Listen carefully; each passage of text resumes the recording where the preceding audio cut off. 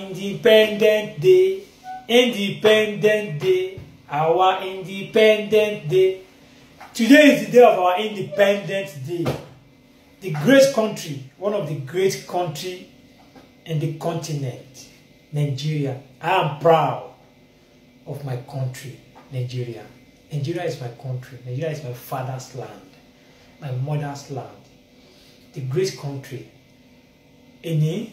ni ọjọ́ òmìnira wa nílùú wa nílẹ̀ Nàìjíríà ní tilé tó kó gbogbo ọmọ Nàìjíríà tó wà nílé àti tó wà lájò gbogbo wa náà a jọ celebrate ẹ̀ papọ̀ pé happy Independent Day. Adúpẹ́ fọ́lọ́run ọba alágbára, ọba tó ní gbogbo agbára, ọba títí ayé àìnípẹ̀kun, ọ̀kan títí ayé àìnípẹ̀kun, ọba alágbára lórí ohun gbogbo, ọ̀gbàgbà tí gba aláìlára, ọ̀gbàgbà tí gba ará àdúgbò, ọba àìṣá, ọba ìdìbàjẹ́, aṣíwájú ohun gbogbo, agbára tó borí gbogbo agbára, àánú rẹ̀ pọ̀ bí iyanrìn etí òkun, ọlọ́run pípé, ọba tó ń gbọ́ ìpè gbogbo ẹ̀dá gbogbo, àràbà tí kì í kú láéláé. Àánú rẹ̀ pọ̀, àánú àti ìfẹ́ rẹ̀ ò lópin. Àṣeyìí òun ni ọlọ́run, ọlọ́run alààyè, ọba oníṣẹ́ ńlá, awímáyẹ̀wùn, ọba tí kì í bà á tì, ọba tó ní kó má sí tí ó sì sí mọ́, ọba tó ní kó máa bẹ tó sì ń bẹ, ọba tó ní gbogbo ọpẹ́ àti ìyìn, adùn képe abetúlukára bí ajere, ọba tó tóbi, ọba tó bí odi Jẹ́ríkò, alákòóso ọ̀run àti ayé, ẹrù jẹ̀jẹ̀, ọba alágbára, ọba aládé àlàáfíà, àṣeyìí òun ni ọ́, ìmọ́lẹ̀ nínú òkùnkùn ayé, adánimágbàgbé,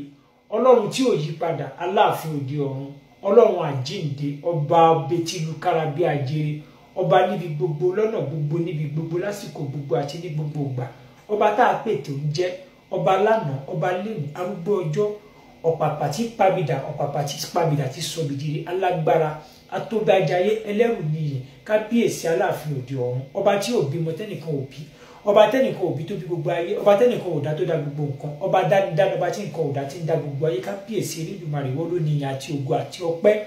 ìyìn ni fún yín. Àwọn òun sọ̀rọ̀ ògo ọlọ́run fún fi ṣe ọwọ́ rẹ̀ hàn, ọjọ́ dé ọjọ́ ń fọ̀hún, ọjọ́ ìní tó jẹ́ ọjọ́ òmìnira yìí kó fọ̀ wèrè sínú ayé wa. Jẹ́ mo kí gbogbo wa pátápátá, gbogbo ọmọ Nàìjíríà pátápátá ní tilé tó kó home and abroad pé èní ní ọjọ́ òmìnira. Ọjọ́ òmìnira wa kò ní di ìnira fún wa. Ìlú wa ìlú ńlá ni, ìlú Nàìjíríà ìlú ńlá ni. Ọlọ́run ọba kó bá wa kó rọ àwọn olórí wa, kó bá wa fún wọn ní ọgbọ́n àti ìmọ̀ àti òye, kó jẹ́ kí wọ́n lè nífẹ̀ẹ́ aráàlú lọ́kàn, nítorí pé téèyàn bá ti nífẹ̀ẹ́ aráàlú lọ́kàn progress máa dé sínú ìlú yẹn. Ọlọ́run kó bá wa kó sí wọn lọ́kàn, Ọlọ́run kó dẹ̀ bá wa tún rọ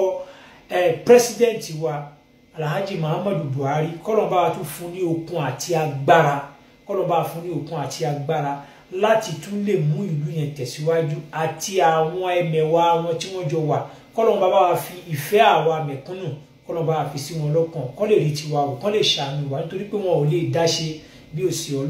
Ọlọ́run ni a máa gbàdúrà sí, kó bá wa kó sí wọn lọ́kàn, kó bá wa jẹ́ kí ìfẹ́ aráàlú kó jẹ wọ́n lógún láti lè ṣe dáadáa pẹ̀lú wa. Ọlọ́run á dẹ̀ bá wa kún wọn lọ́wọ́, ìlú wa ò ní dàrú, Nàìjíríà ò ní dàrú, ogun ò ní kọlù wa, ogun ò lè ní ṣẹlẹ̀ lágbára Ọlọ́run ló máa bá wa tó, nítorí pé ọwọ́ Ọlọ́run ni gbogbo agbára ayé àtọ̀run wa, Ọlọ́run á sì bá wa tó. Àwọn fásitì yìí a fi kí gbogbo àwọn ènìyàn, a fi kí gbogbo wa pátápátá pé a kú ọjọ́ òmìnira. Jẹta lórí ká máa sọ̀rọ̀, à ń gbẹnu sọ̀rọ̀, àwọn tó ń kí wa president wa Alhaji Tajudeen Ìbíkúnlé, Ọlọ́run kí gbogbo ọmọ Nàìjíríà pátápátá ní tilé tó kó pé happy independent o. Àwọn tún kí gbogbo ẹ̀yin national union pátápátá náà pé ẹ kú òmìnira independent ti Nàìjíríà yìí. Alhaji Tajudeen Ìbíkúnlé àwọn ni wọ́n sọ bẹ́ẹ̀ pé àwọn kí gbogbo yín pátápátá all over Nigeria, all over 36 states, àwọn kí gbogbo wọn pé àwọn dẹ̀ tún fi pàṣẹ sí gbogbo àgbáyé pátápátá pé àwọn kì í pé ẹ kú Independent Day ti tèmi. Wọ́n ní báwọn ṣe wá ń kí gbogbo ọmọ Nàìjíríà pátápátá, àwọn tún kí gbogbo àwọn tó wà ní diaspora pátápátá pé ẹ kú independent ní tilé tó kó. Bẹ́ẹ̀ náà ni Alhaji Ayinde Musiliu ọmọ Akínsọ́yà, wọ́n ní kí n kí gbogbo yín pátápátá, wọ́n ní kí n kí gbogbo ọmọ Nàìjíríà, wọ́n náà kí yín pé ẹ kú ọjọ́ títòní, ẹ kú ìsinmi ní, ẹ kú ọjọ́ òmìnira, pé ẹ kú ọjọ́ òmìnira, pé omi tuntun, omi òmìnira àwọnú ayé gbogbo wa, pé ká kí gbogbo yín pé ẹ kú ọdún, àmàkíra wa pé ọdún tuntun, ọjọ́ tí a kú ọjọ́ tí a gba òmìnira pátápátá, pé òmìnira náà lè ní bá ṣe ń celebrate independent lè ní pé gbogbo ilé kọ̀ọ̀kan ló máa ní independent lágbára Ọlọ́run pé a ní irú gbé sọnù bí ó ṣe bí ọmọ pé ẹkún ọ̀fọ̀ ìbànújẹ́ kò ní wọlé tó ẹnì kankan wa o pẹ̀lú orúkọ Ọlọ́run àwọn ọlọ́ni ká kí yín Alhaji Tajudeen Ìbíkúnlé National President of NURTW ni wọ́n kí gbogbo ọmọ Nàìjíríà pátápátá ní tilé tó kó àtẹni tó ṣe union àtẹni tí ò ṣe union wọn làwọn kí yín pé ẹkú ọjọ́ òtòní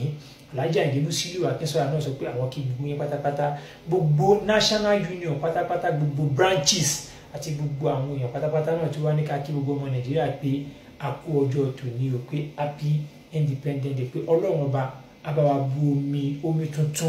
omi tuntun sí ìlú wa pé ìlú ò ní gbóná mọ́ wa kò ní gbóná mọ́ ẹnìkan kan kò ní gbóná mọ́ ọmọdé kò ní gbóná mọ́ àgbàlagbà lágbára Ọlọ́run tó dá ayé pé Ọlọ́run náà làwọn máa bẹ̀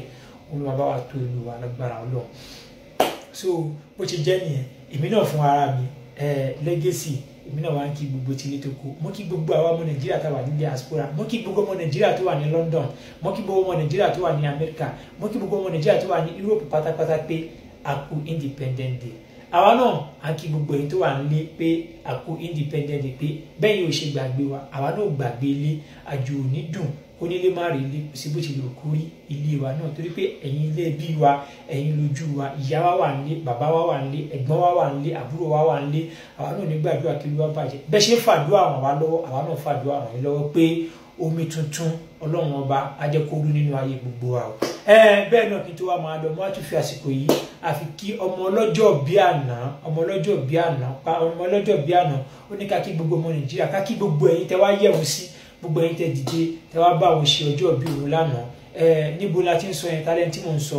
tó popular káàkiri gbogbo Lagos State àti káàkiri àwọn agbègbè Nàìjíríà náà ni orúkọ ẹ̀ ń jẹ́ Fẹ́mi J-Plum ó ní ká kí ó lè ṣe púpọ̀ ó ní àfa àsìkò yìí àfi dúpẹ́ lọ́wọ́ gbogbo yìí national union tẹ́ dìde tẹ́ wá yẹ̀ wọ́n sílẹ̀ àti ẹni tí ó ṣe national àti ẹni tí ó ṣe national àti ará àdúgbò àti bàbá màmá tẹ́ dìde tẹ́ wá yẹ̀ wọ́n sílẹ̀ ó ní ká kí yín pé ẹ ṣé o ó lè ṣe o ó ní pé bá ṣe báwọn ṣe tọdún yìí tí báwọn ṣe tẹ̀mí pé gbogbo wa a ní fojú sunkún ara wa ikú òjijì kò ní wọlé tẹnì kankan wa ó ní kí n dúpẹ́ púpọ̀ lọ́wọ́ gbogbo yín pátápátá pé ẹ ṣé bẹ́ẹ̀ ṣe dìde bẹ́ẹ̀ ṣe wá yẹ̀ wọ́n sí lánàá tó ń ṣọjọ́ bí